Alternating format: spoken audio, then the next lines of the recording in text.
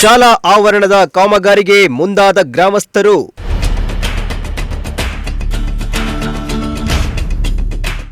ಹಳೆ ವಿದ್ಯಾರ್ಥಿಗಳಿಂದ ದಾನ ಸಂಗ್ರಹಣೆ, ಗ್ರಾಮಸ್ಥರಿಂದ ಕಾಂಕ್ರೀಟ್.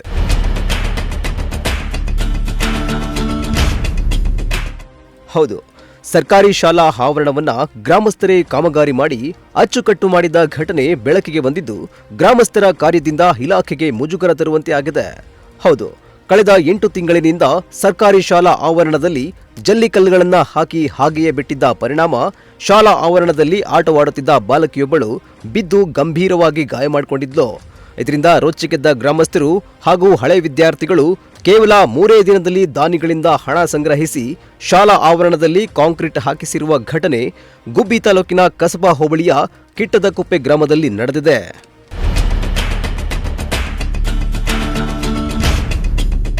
ಸುಮಾರು 50 ವರ್ಷಗಳ ಇತಿಹಾಸವಿರುವ ಕಿಟ್ಟದಕುಪ್ಪೆ ಸರ್ಕಾರಿ ಶಾಲೆಯಲ್ಲಿ 65ಕ್ಕೂ ಹೆಚ್ಚು ವಿದ್ಯಾರ್ಥಿಗಳು ವ್ಯಾಸಂಗ ಮಾಡ್ತಿದ್ರು.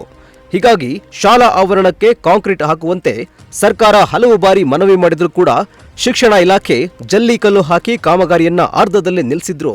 ಇದರ ಪರಿಣಾಮ ಕಳೆದ ವಾರ ಬಾಲಕಿಯೊಬ್ಬಳು ಜಲ್ಲಿಕಲ್ಲಿನ ಮೇಲೆಯೇ ಬಿದ್ದು ಮುಖಕ್ಕೆ ಗಂಭೀರ ಗಾಯವಾಗಿ ಆಸ್ಪತ್ರೆಗೆ ದಾಖಲಾಗಿದ್ಲು. ಈ ಘಟನೆ ಗ್ರಾಮಸ್ಥರ ಮನಸ್ಸಿಗೆ ನೋವು ತಂದಿತ್ತು.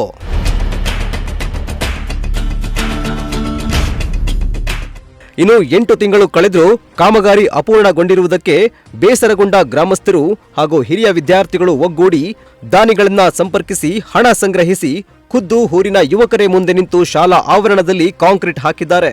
ಅಲ್ಲದೆ ಶಾಲೆಯ ಹಳೆ ಕಟ್ಟಡವೂ ಸಹ ಶಿಥಿಲಾವಸ್ಥೆ ತಲುಪಿದ್ದು ಯಾವಾಗ ಬೇಕಾದರೂ ಕುಸಿಯುವ ಸಾಧ್ಯತೆ ಇದ್ದು, ಸಂಬಂಧಪಟ್ಟ ಅಧಿಕಾರಿಗಳು ತಕ್ಷಣ ಸ್ಥಳ ಪರಿಶೀಲನೆ ನಡೆಸಿ ಅಗತ್ಯ ಕ್ರಮ ಕೈಗೊಳ್ಳಬೇಕು ಎಂದು ಗ್ರಾಮಸ್ಥರು ಒತ್ತಾಯಿಸಿದ್ದಾರೆ. ದೇವರಾಜು, ಪ್ರಜಾಶಕ್ತಿ ಟಿವಿ, ಗುಬ್ಬಿ.